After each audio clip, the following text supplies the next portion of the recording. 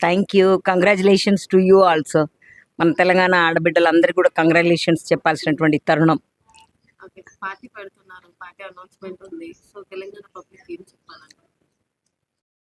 మార్పు తీసుకొచ్చేటువంటి క్రమంలో ఇది తొలి మెట్టు.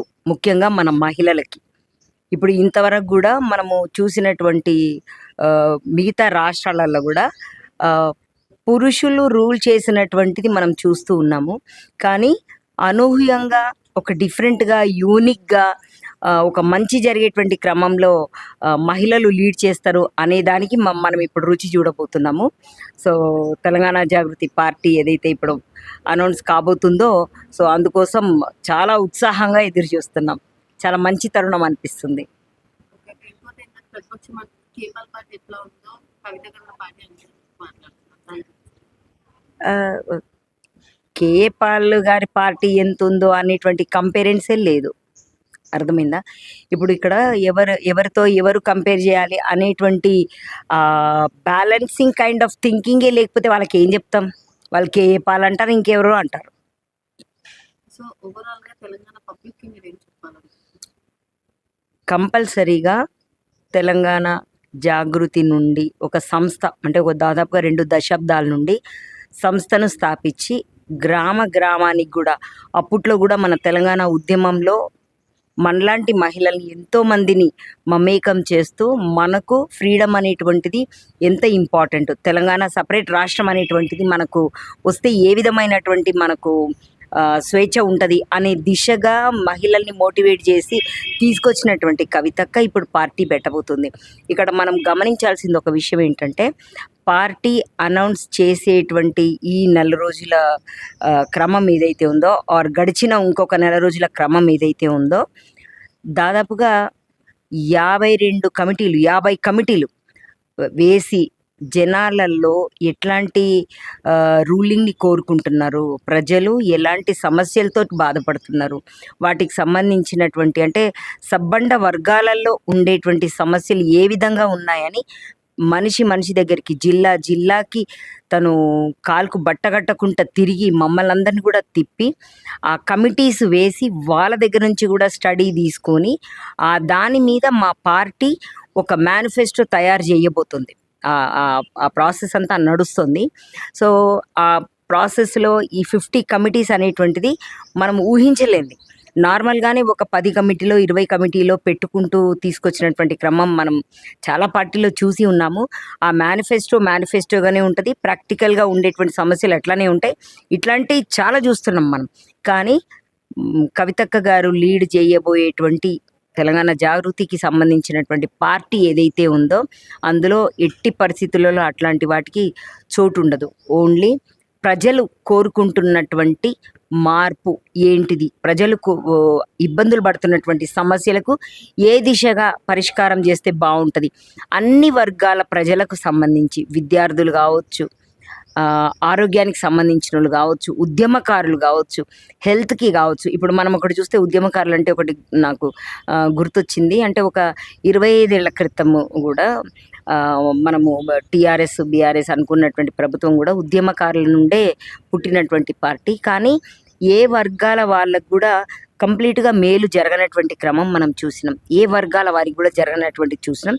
సో అందులో జరిగినటువంటి తప్పటడుగులు అంటామా లేకపోతే ఇగ్నోర్ చేయబడ్డ విషయాలు అంటామా, అట్లాంటివన్నీ కూడా ఇప్పుడు కవితక్క లీడ్ చేయబోయేటువంటి పార్టీ ఏదైతే ఉందో వాటిలో ఆ సమస్యలన్నిటికి కూడా పరిష్కారం దొరుకుతుంది అని అనుకుంటున్నాం. కంపల్సరీగా ఆ పార్టీ దిశగా అందరు మహిళలం మనం ముందుకుండాలి. అదేవిధంగా తెలంగాణ యావత్ ప్రజానీకం కూడా కవితక్క తీసుకోబోయేటువంటి ఈ మేలు జరిగేటువంటి కార్యక్రమాలు ఏదైతే ఉందో పార్టీ విధానాలు తీసుకొని ఒక మేనిఫెస్టో ఏదైతే తయారు చేయబోతుందో వాటిని మనము గ్రహించుకొని మన సమస్యలకు 100% పరిష్కారం దీంట్లో ఉంటుంది. ప్రతి ఒక్క వర్గానికి సంబంధించినటువంటి సమస్యలకు సంబంధించినటువంటి కూడా ఈ దాంట్లో ఉండబోతుంది. 50 కమిటీలు వేసి డేర్ చేసి అన్ని వర్గాల వాళ్ళకి సంబంధించిన ఇబ్బందులు ఏమున్నాయి అనేటువంటిది తీసుకుంటుందంటే ఇది సామాన్యమైన విషయం కాదు.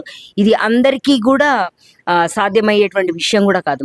ఒకటంటాం మనము, అంటే ఒక మహిళకు అవకాశం ఇచ్చి చూడండి, వాళ్ళు ఏం చేస్తారు, అంటే ఎలాంటి మార్పు తీసుకొస్తారు, ఎట్లాంటి బాగుపడతాము అనేటువంటి దానికి తీసుకుంటామో ఆ దిశానిర్దేశం అనేటువంటిది ఏ విధంగా ఉంటుందో ఒకసారి చూడాలి. మనమందరం కూడా ఈ పార్టీకి సంబంధించినటువంటిది వచ్చినప్పుడు కంపల్సరీగా మనము ఎంకరేజ్ చేసి మనం తనని గెలిపించుకొని, ఒక విమెన్ సీఎం అయితే ఎంత శ్రద్ధతోటి పనిచేస్తారు, ఎంత కమిటెడ్గా పనిచేస్తారు. ఇంతకుముందుకు పొలిటికల్ పార్టీ తోటి లేకున్నా జాగృతి సంస్థ ఎన్నో కార్యక్రమాలు తీసుకొని ఎంతో కమిట్మెంట్గా పనిచేసి అంత యూనిఫైడ్ రాష్ట్రంగా ఉండేటువంటి ఏపీలోనే అంబేద్కర్ విగ్రహం అసెంబ్లీలో పెట్టాలని ఫైట్ చేసినటువంటి నేపథ్యం ఉన్న కవితక్క. అంటే ఇప్పుడు జనరల్గా ఏమైనా అసెంబ్లీలో ఏముంటాయి ఏంటిది అనేటువంటి సామాన్యులకు తెలిసేటువంటి అవకాశాలే లేవు. అసెంబ్లీలో ఒకసారి కూడా అడుగుపెట్టనటువంటి కవితక్క అసెంబ్లీ రాజ్యాంగకర్తగా ఉండేటువంటి డాక్టర్ బాబాసాహెబ్ అంబేద్కర్ విగ్రహము అసెంబ్లీలో లేకపోవడం అనేటువంటిది చాలా ఆలోచించదగ్గ విషయం అని తను రేస్ చేస్తే కానీ అన్నేళ్ళ మన స్వతంత్ర దేశంలో మన రాష్ట్రంలో తెలుసుకోలేదు అనేటువంటిది మనం చూసి, ఆ యూనిఫైడ్ రాష్ట్రం ఉన్నప్పుడే తను ఒక కమిట్మెంట్ తీసుకొని దాని మీద పోరాడి తీసుకొచ్చినటువంటి, అంటే అంబేద్కర్ విగ్రహం పెట్టే వరకు నిరాహార దీక్ష చేసి దాన్ని సాధింపజేసినటువంటి క్రమం మనం చూసినాం. సో అంటే అట్లా ఏ వర్క్ తీసుకున్నా దాన్ని డీప్గా లోతుగా దాన్ని విశ్లేషణ చేసి దాంట్లో ఏమున్నాయి ఏంటి అనేటువంటిది వెలికి తీసేటువంటి తత్వం కవితక్క గారికి ఉంది. అట్లానే తన స్టైల్లోనే ఆలోచించే వాళ్ళు, తన విధి విధానాలకు, తన ఆలోచన సరళికి సరిపోయేటువంటి ఎంతోమంది మహనీయుల్ని కూడా, ఎంతోమంది పెద్ద పెద్ద గొప్ప గొప్ప వాళ్ళని కూడా, విజ్ఞానవంతుల్ని కూడా ఈ కమిటీస్లో ఇన్వాల్వ్ చేసి ఆ స్టడీ కొరకు వాళ్ళకు సమయం ఇచ్చి అన్ని రోజులు వాళ్ళకి ఇచ్చి దాని నుండి వచ్చినటువంటి దాని మీద ఇప్పుడు పార్టీ ఒక మేనిఫెస్టో తయారు చేయబోతోంది. అంటే ఇది రియల్లీ అంటే ఒక జోక్ అయిన విషయం కాదు, ఒక చిన్న విషయం కాదు. సో 100% మా అందరికీ కూడా నమ్మకం ఉంది. అదేవిధంగా కూడా ప్రజలను కూడా రిక్వెస్ట్ చేయడం ఏంటంటే, మనకు కావాల్సినటువంటి సదుపాయాలు, మనకు ఉండేటువంటి సమస్యలకు పరిష్కార దిశగా ఉండేటువంటి విధంగా ఉండబోతున్న ఈ పార్టీలో మనము ఒకసారి అవకాశం ఇచ్చి తనను గెలిపించి, అంటే ఒక మహిళ సీఎం అయితే, అంటే ఒక మహిళకే గనక ఆ రాజ్యాధికారం గనక చేతిలోకి వస్తే ఏ విధమైన మార్పు రాబోతుంది అనేటువంటిది మనము చెవి చూడాలి, మనం వాటిని అనుభవించాలి అనేటువంటి ఒక గొప్ప సంకల్పంతో మనందరం కూడా పనిచేద్దాం. మనము ఈ దిశగా పనిచేద్దాం. ఇంకా మనకు టైం ఉన్నది చాలానే. అంటే ఇప్పుడు ఉండేటువంటి రాష్ట్ర ప్రభుత్వాలు చేస్తున్నటువంటి తప్పిదాలు కూడా అవన్నీ వాటిని కప్పిపుచ్చుతూ ఏదో ఒకటే, అంటే చిన్న చిన్నవి ఏమంటారు, ఏదో టీఎస్ తెలంగాణ స్టేట్ అనే దానికి టీఎస్ అంటే దాన్ని టీజీ చేయడం, ఆ బోర్డు మార్చి ఈ బోర్డు పెట్టడం, ఆ పేరు తీసి ఈ పేరు పెట్టడం, ఇట్లాంటివి చూస్తున్నాం తప్ప సాలిడ్గా జరిగేటువంటి కార్యక్రమాలు ఏవీ లేవు. ప్రణాళికాబద్ధంగా చేస్తున్నటువంటి పనులు ఏమీ లేవు. మేనిఫెస్టో అనేటువంటిది ఒక పుస్తకానికి సంబంధించిందో, ఎలక్షన్కి ముందు మనం తీసుకోవాల్సినటువంటిది ఒకటి అనుకొని అది రాసి దాందో దాంది వీరిది అన్నట్టే ఉండేటువంటి రాజ్యాధికారం మనం ఇప్పుడు చూస్తున్నాము. బట్ రాబోయే రోజులలో ఇట్లా ఉంటే కుదరదు. ఏ విధంగా మనకు ఉండాలి అనే దానికి మనకి ఇక్కడ దాఖలాలు కనబడుతున్నాయి. కాబట్టి మనము 100% తెలంగాణ యావత్ ప్రజానీకానికి చెప్పడం ఏంటంటే, మనం ఒకసారి అవకాశం ఇచ్చి కవితక్క లాంటి దీక్షా దక్షత కలిగినటువంటి ఒక మహిళా లీడర్ని మనము రాజ్యాధికారం చేతికిచ్చి చూద్దాం మనం ఏ విధంగా మనం ముందుకెళ్తాము అనేటువంటిది. అండ్ మనస్ఫూర్తిగా ఒక విశ్వాసం అనేటువంటిది ఉన్నది. కవితక్క గారు కంపల్సరీగా మన మహిళల్ని ముందుకు తీసుకెళ్తూ నిజంగానే మహిళకు సాధికారత కనుక ఇస్తే ఏ విధమైన డెవలప్మెంట్ ఉంటుంది అని చూపించడానికి ఒక ఉదాహరణగా కూడా కవితక్క ఉంటారని మనస్ఫూర్తిగా విశ్వసిస్తూ యావత్ తెలంగాణ ప్రజానీకానికి అదే చెప్పదలుచుకున్నాము. జై తెలంగాణ, జై జాగృతి, జై కవితక్క.